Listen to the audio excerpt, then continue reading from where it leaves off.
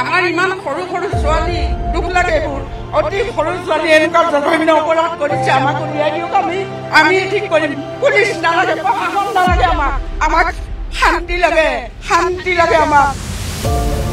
আৰু এগৰাকী অসম কন্যা ধৰ্ষিতা হ'ল मैं पंडित जी हूँ लेकिन मैं यही चाहता हूँ कि सबको न्याय मिलना चाहिए ऐसे लोगों को कठोर से कठोर दंड करके सजा मिलना चाहिए এইবাৰৰ স্থান ধিং আমাক এনকাউন্টাৰ লাগে আমাক ফাঁসি না আমাক এনকাউন্টাৰ লাগে ধিঙত নহব ড্ৰাগছ বন্ধ কৰিব লাগে ইয়াত কোনো নাৰী জাতি নিৰাপত্তা নাই ইয়াত টিউচনৰ পৰা ঘূৰি আহি থকা অৱস্থাত তিনিটা নৰপিশাচৰ জিঘাংসাৰ বলি হ'ল 10মান শ্ৰেণীৰ এগৰাকী অসম কন্যা এই ডিং অঞ্চলত যোৱা একমাহ পূৰ্বে এগৰাকী 60 ঊৰ্ধৰ মহিলাক দলবদ্ধভাৱে দৰ্শন কৰিবলৈ পেলাই থৈ যায় এই বেটি পঢ়াও বেটি বচাও দেশত আজি বেটি সুৰক্ষা নাই বেটি পঢ়াও বেটি বচাও শ্লোগান আওৰোৱা দেশত টিউচনৰ পৰা ঘূৰি অহা ছাত্ৰীৰ ওপৰত চলা দানৱীয় পৈশাচিক নিৰ্যাতনৰ প্ৰতিবাদত ক্ষোভ উষ্মাৰ বহিঃপ্ৰকাশ ধিংবাসীৰ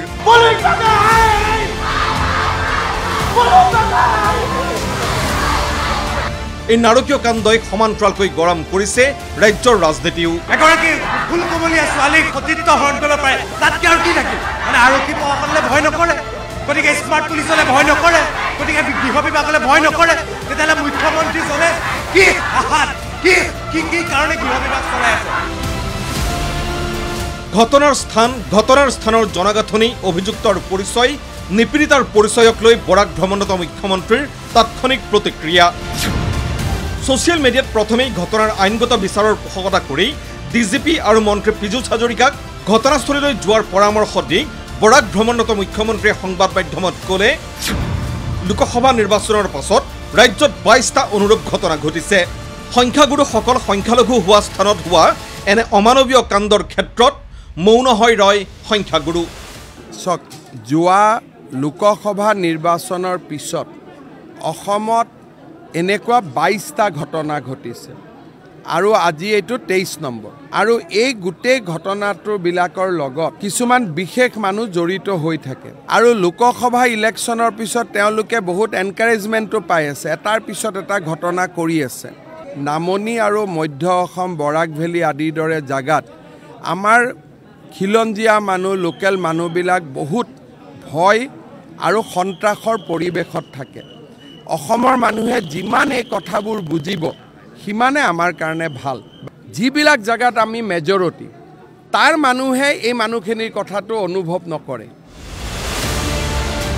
মুখ্যমন্ত্ৰীৰ নিৰ্দেশৰ পাছতেই ধিঙলৈ ৰাওনা মন্ত্ৰী পীযুষ হাজৰিকা ধিঙৰ নিদাৰুণ ঘটনাক লৈ ভাষাৰে মনৰ উষ্মা প্ৰকাশ কৰিবলৈ ব্যৰ্থ বুলি কৈ মন্ত্ৰী পীযুষ হাজৰিকাই ক'লে তীব্ৰ ভাষাৰে গৰিহণা দিছোঁ বুলি ক'লে মোৰ যিটো অন্তৰৰ উষ্মা সেইটো প্ৰকাশ কৰিব পৰা নাই মই ইয়াৰ বিৰুদ্ধে কঠোৰ শাস্তি নিশ্চয়কৈ হ'ব ডক্টৰ হিমন্ত বিশ্ব শৰ্মা ডাঙৰীয়া চৰকাৰখন এই জঘন্য ঘটনাৰ কাৰণে যি কৰিব লাগে যিমানখিনি কৰিব লাগে সকলোখিনি কৰিব ইফালে এনেধৰণৰ ভয়ংকৰ ঘটনা প্ৰতিহতৰ বাবে বিৰোধী কংগ্ৰেছ দলক আগভাগ লোৱাৰ আহ্বানেৰে দুই বিজেপি বিধায়ক মানৱ ডেকা আৰু দিগন্ত কলিতাই ক'লে সেই অঞ্চলৰ ব্যক্তিসকলে 90% 99% ব্যক্তিয়ে কংগ্ৰেছ দলক সমৰ্থন কৰিছে আৰু কংগ্ৰেছ দলৰ তেওঁলোকক ভাই ককাই নিচিনা মৰমত আঁকোৱালি ৰাখিছে শিৱসাগৰৰ নিচিনা আন্দোলন যাতে আমিতো কৰিব নোৱাৰো আমি পিছে পিছে থাকিব পাৰিম কংগ্ৰেছ দলৰ নেতাসকলে যাতে তেনেকুৱা এটা আন্দোলন এইবিলাক জাগাতো সন্দেহযুক্ত মিয়াসকলৰ যি উৎপীড়ন অত্যাচাৰ আৰম্ভ হৈছে বেদখলেই হওক নাৰীৰ বিপক্ষে ক্ৰাইমে হওক এই ক্ষেত্ৰত কংগ্ৰেছে নেতৃত্ব লগাব লাগিব তাৰ বাহিৰে আমাৰ কিন্তু উপায় নাইকিয়া হৈছে এনেকুৱা মিয়াৰ আকৌ এনেকুৱা উৎপাত আৰম্ভ হয় তেতিয়ালে আমাক ক'ব যে আমি আকৌ ৰাজনীতি আৰম্ভ কৰিছোঁ কিয় সেইসকলে নামাতে আজি সেইসকল কিয় নিৰপেক্ষ হৈ আছে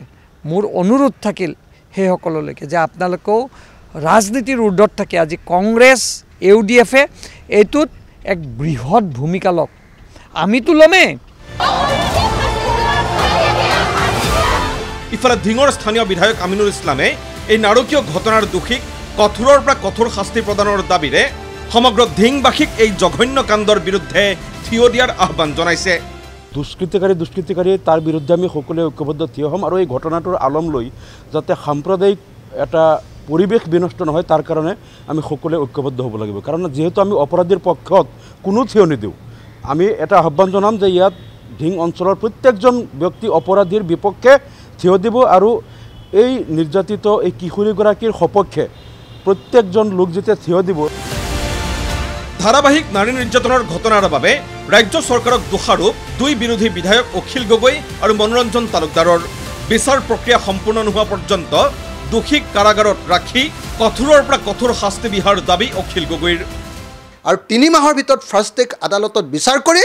যাৱজ্জীৱন কাৰাদণ্ড মৃত্যু নোহোৱা পৰ্যন্ত জেলতে থাকিব লাগিব, নহ'লে ফাঁচি দিয়াৰ ব্যৱস্থা গ্ৰহণ কৰিবৰ কাৰণে আমি চৰকাৰক দাবী উত্থাপন কৰিছোঁ। যদি 2 মাহত 24 গৰাকী নাৰী ধৰ্ষণ আৰু হত্যাৰ বলি হয়, তেতিয়াহ'লে সেই ৰাজ্যখনৰ মুখ্যমন্ত্ৰীয়ে নাৰী সবলীকৰণৰ কথা কোৱাটোৰ কিবা অৰ্থ আছে জানো?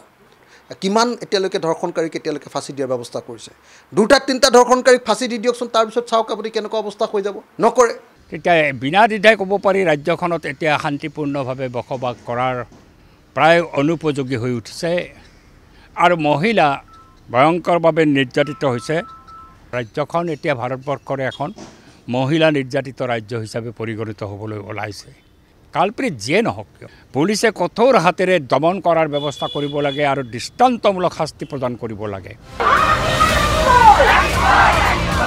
আমচুৰ সভাপতি ৰেজাউল কৰিম চৰকাৰে ক'লে নাৰী নিৰ্যাতনকাৰীৰ বিৰুদ্ধে পূৰ্বে দৃষ্টান্তমূলক ব্যৱস্থা নোলোৱাৰ বাবেই সংঘটিত হৈছে এনে ভয়ংকৰ ঘটনা। ছাত্ৰী নিৰ্যাতনকাৰীৰ চূড়ান্ত শাস্তি দাবী কৰিলে আমচুৰ সভাপতিগৰাকীয়ে।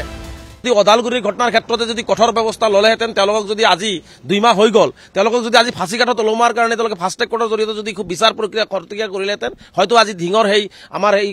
মানে ছোৱালীজনী আজি এনেকুৱা ধৰণৰ ধৰ্কিতা হ'ব লগা নহ'লহেঁতেন। ধিঙৰ ঘটনাটো যোনেই কৰিছে, যোনেই জড়িত আছে, তাক পুংখানুপুংখভাৱে সকলো ধৰণৰ চালি-জাৰি চাই উলিয়াই অসম আৰক্ষীয়ে, গৃহ বিভাগে, নগাঁও আৰক্ষীয়ে তেওঁলোকক অতি সোনকালে ফাঁচিৰ ব্যৱস্থা গ্ৰহণ কৰিব লাগে, ফাঁচি দিয়াৰ ব্যৱস্থা।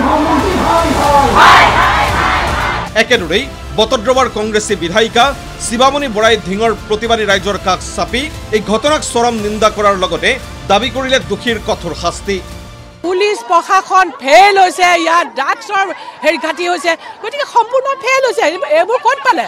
তেওঁলোকে ধিঙৰ প্ৰশাসনে চিন্তা কৰা নাই নেকি? ধিং ৰাজ্যে শান্তিত থাকিব বিচাৰিছে? ধিঙত যে বাৰে বাৰে ঘটনা ঘটি আছে, তেওঁলোকৰ চকু মেল খোৱা নাই নেকি? সেইকাৰণে কৈছোঁ মুখ্যমন্ত্ৰী মহোদয়, আপুনি গৃহ বিভাগত সম্পূৰ্ণ ব্যৰ্থতা হৈছে। আপুনি অতি সোনকালে আপোনাৰ দায়িত্ব এৰি দিয়ে, বেলেগ এজনক দায়িত্বভাৰ দিয়ক।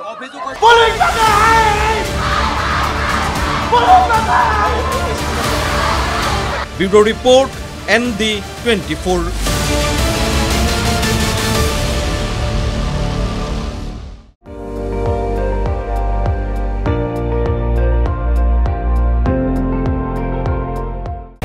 আপুনি চাই আছে ND24, সৰ্বশ্ৰেষ্ঠ নহয় সৰ্বোত্তমৰ দৌৰত।